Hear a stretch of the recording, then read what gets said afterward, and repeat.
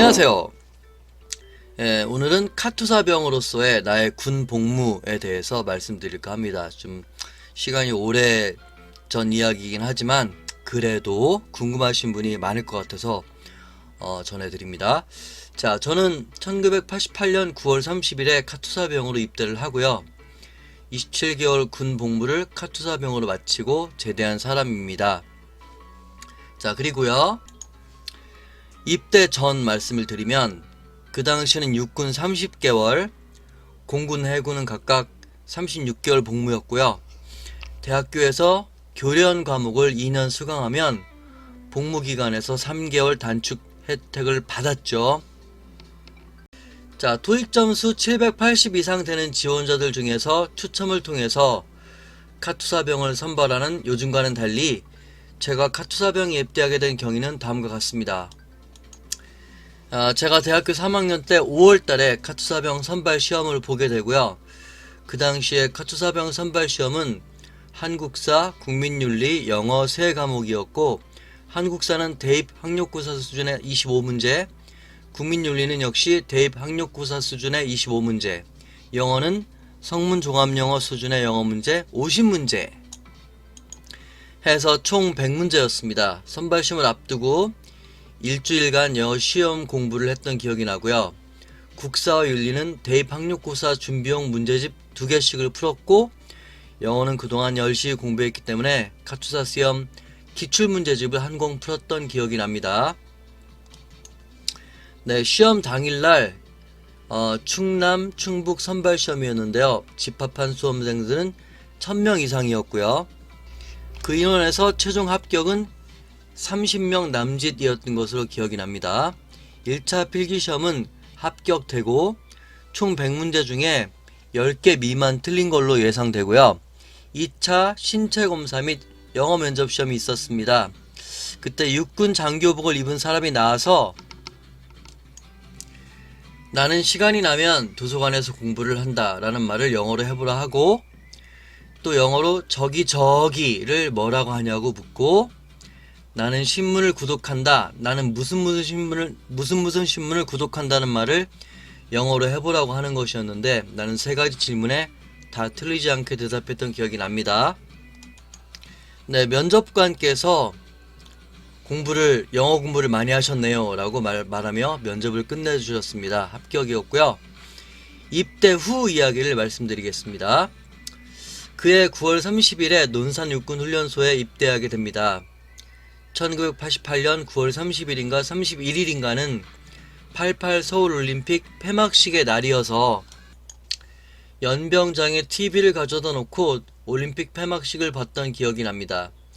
훈련소에 입소하면 그 다음날부터 훈련을 받는 게 아니라 대기소라는 곳에서 1, 2일 정도 또는 3, 4일 정도 생활하다가 비로소 훈련에 투입이 되는 거죠. 카투사 교육병의 전반기 훈련은 4주였던 걸로 기억이 나고요. 일반 한국군 육군 신병훈련과 동일합니다. 그 외에는 약 2주간의 유격훈련이 있고 행군으로 유격훈련장에 도착하자마자 비가 내려서 젖은 연병장을 우리의 군복으로 말릴 정도로 얼차례를 오랜 동안 받았던 기억이 납니다. 2박 3일인가의 유격훈련을 마치고 돌아올 때도 행군으로 돌아왔고요. 드디어 미군 부대로 들어가게 됩니다. 2주간의 유격 과정을 마치면 드디어 평택의 카투사 교육대로 이동하게 되는데 논산역에서 기차를 타고 평택역에 내리는 순간 평택역에는 카투사 훈련 교관들이 역시 카투사병이죠. 얼룩 미군복, 그 당시 한국군의 군복은 카키색 단색 군복이었어요. 얼룩 미군복을 입고 대기하다가 우리가 도착하자마자 평택역 광장에서 1시간 정도 호된 얼차례를 받게 됩니다. 훈련을 마친 훈련병들의 군기를 다시 잡기 위한 것이라 판단됩니다. 야상에 내피까지 입은 상태로 얼차례를 받다 보니 군복과 내의가 땀에 쩔어 몸 전체에서 악취가 심하게 나는 상태로 취침을 했습니다. 사실 그때까지 논산훈련소에서 온전한 샤워나 목욕 같은 건 거의 2달간 없었습니다. 자, 캠프 험프리스에서 카투사 교육대, 평택역에서 받은 얼차례로 또다시 군기가 바짝 들은 채로 당시 평택의 미군 부대인 캠프 험프리스에 첫발을 디디고 내무반 배정을 받게 되는데, 드럼통을 반철로 자른 것 같은 비닐하우스형의 막사에 2층 침대에서 각각 땀에 젖은 채 취침을 하고,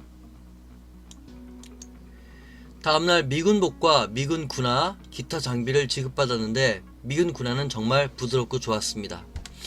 그리고 따뜻한 물로 마음껏 샤워를 즐길 수 있는 환경이 주어졌죠.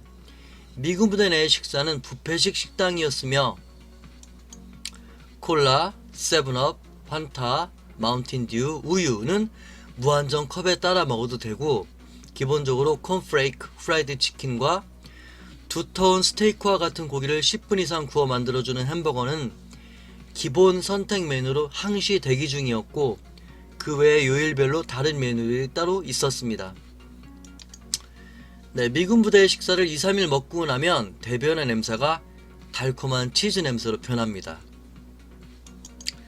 자, 그리고 미군 교관과 카투사 교관이 우리를 함께 교대로 인솔을 했고, 미군 제식 훈련을 따로 배우고, 미군 부대의 각종 시설을 이용하는 방법에 대한 교육과 2주간 매일 오전에는 미군 교관들과 이루어지는 영어 교육이 있었습니다. 네, 지급되는 보급품들은 전부 다 미제였으며 monthly kit라는 것이 있는데, 매달 지급되는 그 안에는 한 달간 사용하고도 남을 비누, 면도기, 면도날, 쉐이빙 폼, 스킨 로션, 밀크 로션 등이 있었습니다. 보급품은 정말 풍부했습니다. 네, 그리고 첫날 우리들에게 평택역에서 잔인하게 얼차례를 주던 카투사 선배 교관들도 훨씬 부드럽게 우리를 대해주었습니다. 자, 토익 시험 성적은 자대 결정이다. 2주간의 적응 교육에서 중간에 우리 동기 중대가 모여서 토익 리스닝 시험을 치루었고, 그 성적에 따라서 자대 배치가 이루어진다는 풍문이었습니다. 여기서 성적이 좋아야 8군 본사나 미군 의무대로 가게 되며, 성적이 안 좋을수록 전방이나 기타 미군 보병 전투부대로 갈 가능성이 많다고 했습니다. 판문점 경비대, 즉 JSA의 멋있는 한국군 경비병들은 바로 카투사입니다. 신장이 크고 안경을 쓰지 않은 동기들은 식당 앞에서 식사를 하기 위해 대기하는 동안 일부러 꾸정한 자세와 동기들의 안경을 빌렸어야 했습니다. 왜냐하면 불시에 판문점 경비대, 즉 JSA에서 나와서 덩치가 좋으며 안경을 쓰지 않은 사람들을 차출해서 데려간다는 소문이 돌았기 때문이었습니다. 실제로 어느 날 찝차를 타고 나타난 2명의 군인들이 실제로 식당 앞에서 키가 크고 덩치가 좋은 우리 동기 2명을 뽑아서 어디론가 데리고 갔습니다. 그들은 판문점 경비대로 차출된 것이었습니다. 카투사는 세계 최고 학력의 사병 집단입니다. 미군 속의 카투사는 한국 전쟁 때 미군의 한 분대마다 한 명씩의 한국군을 배속한 것이 유래이며, 이는 통역과 지리 문제 때문이었다 합니다. 주한미군의 총원 중 6,000명이 카투사라 했습니다. 제가 교육받을 당시 들은 이야기였고요. 지금은 어떤 상황인지 모릅니다.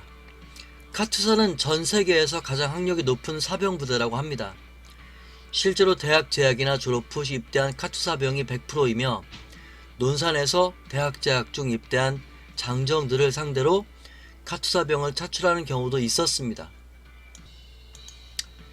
따라서 자대에 가면 차출군번과 시험군번 2가지 부류가 있고, 2 부류 간의 알력은 전혀 없었습니다. 미 8군 의무사령부에 배속됨. 2주간의 평택에서의 교육을 마치고 각자의 배속된 자대로 떠나게 되며, 나는 서울의 용산 미군기지에 있는 미 8군 의무사령부로 배속되었고, 업무는 미군 후송병원의 카운터에서 환자 등록 업무와 미군이 결혼한 한국인 가족, 특히 한국인 노인들이 병원에 오면 그들을 상대로 통역을 하게 되는 업무였습니다. 그리고 미군 환자와 미군 가족들이 의사 진료를 받기 전에 인터뷰를 해서 어떤 증세를 왔는지 적어서 미군 닥터들에게 넘겨보내는 일이었습니다. 많은 의학 용어를 알아야 했으며, 내 앞에 있던 사수가 통역에 필요할 것이라며 내게 미군 병원 내에 있는 도서관에서 영어로 된 의학사전을 추천해 주어서 그 책으로 3, 4개월 정도 영어 병명, 영어로 인체 각 부분을 암기하고 영어 의학 전문 용어들을 공부해야 했습니다. 막사 생활은요, 자대의 카투사 선배는 50명 정도였고요. 우리보다 한 달 정도 먼저 도착한 윗기수 고참들이 우리가 도착하던 날부터 2주 정도 우리를 데리고 다니며 미군 부대 내의 생활에 적용하도록 도와주었고, 고참들에 대한 신고식 준비까지 시켜주었습니다. 부대별로 신고식의 전통은 다릅니다. 내가 생활하던 미8군 의무사령부의 내무반은 10평 남짓한 방에 침대 3개, 옷장 3개, 책상 3개가 갖추어져 있었고, 수세식 화장실과 샤워실은 공동시설이었으며 항상 따뜻한 물이 나오는 쾌적한 시설이었습니다.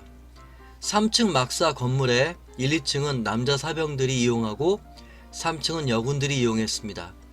한 개 층마다 세탁이 가능한 세탁실이 있었고 세탁기와 건조기 갖추어져 있고 무료로 이용할 수 있었습니다. 건물마다 음료수와 맥주, 담배를 살 수 있는 자판기가 갖추어져 있었습니다. 부대마다 다르지만 미군과 함께 한 방에 생활하는 카투사도 있지만 나의 경우는 카투사 3명이 한 방에서 생활했습니다. 자, 근무에 대해서 말씀드리면 나의 근무는 아침 7시 반에 부대 버스를 타고 출근하여 병원 구내 식당에서 식사를 마친 후 출근해서 4시 반까지 근무하고 퇴근하는 생활이었고, 토요일과 일요일에는 근무가 없고 미군 공휴일과 한국 공휴일에는 휴무가 보장됩니다. 내무 점호가 따로 없어서 퇴근 시간 후에 부대 밖으로 자유로이 외출이 허용되었고 다음날 출근만 문제없이 하면 되는 생활이었습니다. 한국군에 보장된 휴가를 나가며 월급은 한국군 월급을 받는 것이었습니다. 자, 그리고 부대 내 생활에 대해서 말씀드리면 카투사들은 부대 내에 각자의 보직이 따로 있고 부대별로 카투사끼리 서열 관계가 있어서 매주 카투사끼리 모임도 하고 이른바 집합도 가지며 신병이 오면 신고식, 선임병이 제대할 때면 부대 내 카투사 식당, 일종의 한국 음식점이죠. 미군 한국군이 다 이용 가능하고 유료입니다. 에서 간단한 파티를 하며 부대 밖의 식당에서 회식을 하는 경우도 있었습니다.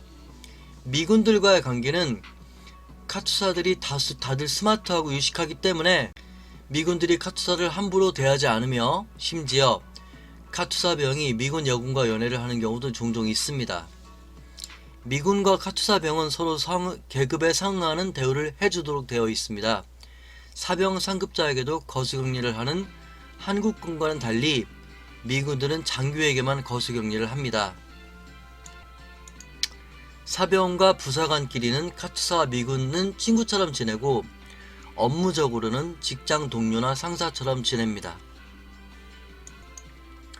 영어 사용 빈도는요, 미군의 업무를 보기 때문에 기본적으로 모두 영어로 이루어지며 한국인 미군, 즉 한국인인데 미군으로 온 사람, 미군 내 한국인 군속들을 제외하면 영어로 업무를 처리해야 하므로 기본적으로 계속 영어를 공부를 하도록 되어 있습니다.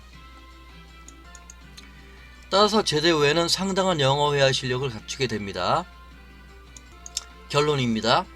미군 방위라는 등 카투사에 대한 비난론도 없지 않으나 젊은 시절 군 복무를 카투사로 한다는 것은 영어에 친근해질 수 있고 국제적인 감각을 터득할 수 있다는 점에서 분명히 의미가 있다고 생각합니다. 영어에 익숙한 상태로 제대를 하기 때문에 제대 후 취업도 수월히 하는 것으로 알고 있습니다. 상당수가 외국인 기업으로 취업하기도 합니다. 이상 결론은 반미 감정이 있는 사람이 아니며 유학이나 어학연수를 가지 않고 군생활 동안 영어를 공부해보고 싶은 사람들이라면 카투사 복무를 권장합니다. 이상 카투사병으로서 나의 군복무 소개였습니다. 많은 도움이 되었기를 바랍니다. 감사합니다.